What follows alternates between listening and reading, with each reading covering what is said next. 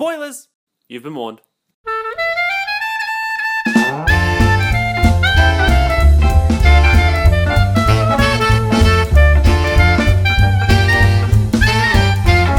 There once was a secret agent called Bond, of whom many were not very fond, because he'd always spoil their plot, so they tried to kill him a lot, but he'd always managed to abscond. Dr. No was the first to have an evil scheme to build an atomic-powered radio beam. When it's reached full charge, he'll use it for sabotage, so a Spectre can reign supreme. So Bond gets sent in to save the day, and just before he blows the base away, he gave a henchman his 6, No got his radiation fix, and Bond still found time for a quick lay. But that's not the last we hear from Spectre, who want to steal a Russian decoding lector. To avoid heat from the Soviets, they manipulate the Brits into smuggling it out with a defector. But Bond manages to save the day, blows several of their assassins away, throws a henchman off a train, puts number 3 in a world of pain, then he and the defector have a quick lay. Now it's Goldfinger's time to shine. He's a genius when it comes to crime. To increase his gold's worth, he'll turn Fort Knox to scorched earth in a heist that will be the greatest of all time. Until Bond shows up to save the day and stops them from blowing Fort Knox away, he causes a henchman to fry, proves that Goldfinger can't fly. Instead of being rescued, he has a quick lay. Years later, we see Bond kill a Spectre man, but their minds are on another plan, to steal some nuclear bombs, which they'll use with no qualms, unless the world meets their demands. So it again falls to Bond to save the day. He stops the world from getting blown away. There's a big battle underwater, bad guy gets killed by his adoptive daughter, but I'm not sure if her and Bond have time for a lay. Eventually, Spectre gives things another try, this time hijacking space shuttles out of the sky. It's part of their plot to turn the Cold War hot, so the Russians and Americans will let their nukes fly. So along comes Bond to save the day. He blows the ship and the base away, meets the man behind the crime, but Blofeld gets away just in time, and Bond is interrupted so he can't have a lay.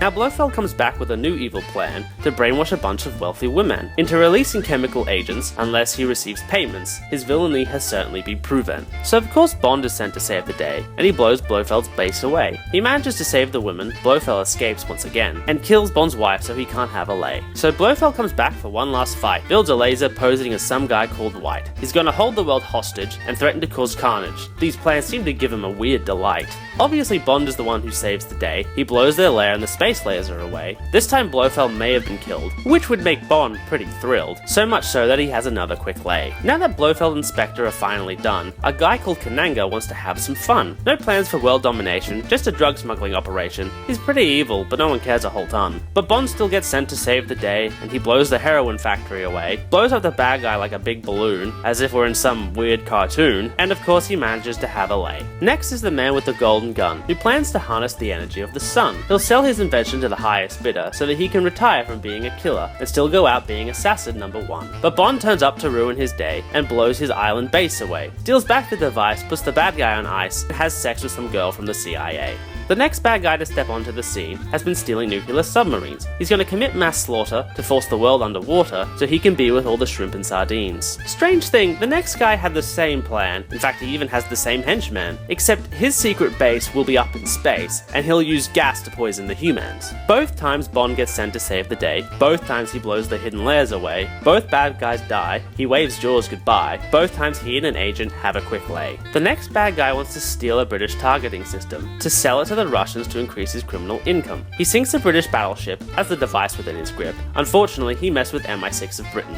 They send in Bond to save their day, breaks the device when he throws it away. Bad guy gets knifed in the back after Bond leads an attack, and he still finds time for that quick lay. Next we meet Octopussy on her floating lair, who remains completely and totally unaware that some rogue Russian military use her to smuggle nuclear artillery to commit secret acts of criminal warfare. But once again Bond turns up to save the day. They stop an American base from being blown away. One bad guy runs, the other tries to fly, but both escapes fail and they die, while Bond and Octopussy have one last lay. Some guy called Zoran steals Goldfinger's shtick with the improve his worth by destroying things trick, this time with chips and a flood. This guy has no issue spilling blood, something that will come back to bite the little prick. Cause although Bond is the one sent to save the day, it's actually thanks to a henchwoman being blown away that Zoran's plan doesn't succeed, but Bond does kill him for his deed, and then has time for just a quick celebratory lay. Next is another Soviet-Russian dude, but it's the Soviets who he wants to elude. He's been embezzling funds to buy and sell weapons. Or was it drugs? Either way, his plan's pretty lewd. You know the drill, Bond saves the day, blows all the drugs or weapons away, he kills the weapons dealer, Soviets arrest the embezzler, and once again he manages to have a lay. The next mission gets a little more personal. Bond's friend is almost almost killed, so he gets emotional. He goes rogue to track down the killer, who is a wealthy Colombian drug dealer, to whom Bond is not going to be merciful. He teams up with a woman from the CIA, and they blow his drug shipments away. He and Bond have their final fight, and he sets the bastard alight. Then he and the agent have a quick lay. The next person who commits acts of villainy is an ex-agent who Bond shares some history. He hijacks a Russian satellite, so he can set some banks alight. Also, he can cover up $1 million robbery. But Bond ruins 006's day. He blows the Russian satellite away, squeezes the life from Onatop, gives the bad guy a pretty big drop. Then, what do you know? He has a lay. Then rises an evil media tycoon who will prove that he is no buffoon. To secure Chinese screening rights, he'll make them and England fight, which will somehow inspire a political coup. Bond and a Chinese agent get sent to save the day. Together they blow the bad guy's plans away. Bad guy gets shredded, nuclear war is averted, and together they find time for yet another quick lay. Next is an evil Bond girl and her boyfriend, and this one is about increasing wealth again. This time the resource is oil. The competitors they'll spoil by bombing their pipes with nukes to no end. Luckily Bond is there to save the day. He blows the bomb and the plans away. He kills both villains, potentially saves millions, and has time for a nice Christmas lay. The next bad guy used to be Asian, until surgery turned him Caucasian. He also built a satellite laser in space, so that he can bomb an American base, and make way for a North Korean invasion. Now guess who was sent to save the day? To kill the bad guy and blow his plans away. That's right, it was Halle Berry. Bond was there too, so don't worry. It wouldn't be Halle without someone to lay. Le Chiffre is the next Bond bad guy, whose plans for wealth go awry, cause Bond blew them away. Now together they'll have to play a poker game where the loser will die. Of course Bond wins the game and saves the day. Le Chiffre isn't happy, but he gets killed anyway. Bond recovers from the torture, discovers his girlfriend's a traitor, who kills herself and takes his chance for a lay. Bond wants to find the one who blackmailed her, so he has to investigate this green character. He works for some secret organization and has plans for resource domination, so Bond gets to kill two birds on this adventure. He pretty much accidentally saves the day and blows some weird bad guy hotel away. With the acquired information, he finds some guy's location and has him arrested for ruining his lay. Now comes a new kind of threat, and he and M have already met. He planned for his capture so he could kill her and settle his revenge debt. But Bond comes back to save the day, but his family home gets blown away. Though he does kill the bad guy, M does still actually die, but they get a new bloke, so it's okay. Which brings us to Spectre, which had a pretty good trailer, so I haven't seen it yet, but I think you can bet it'll be a standard Bond adventure. Bond will get sent to save the day, something will probably get blown away, he'll kill henchmen a lot, ruin the bad guy's plot, and might even have time for a quick lay.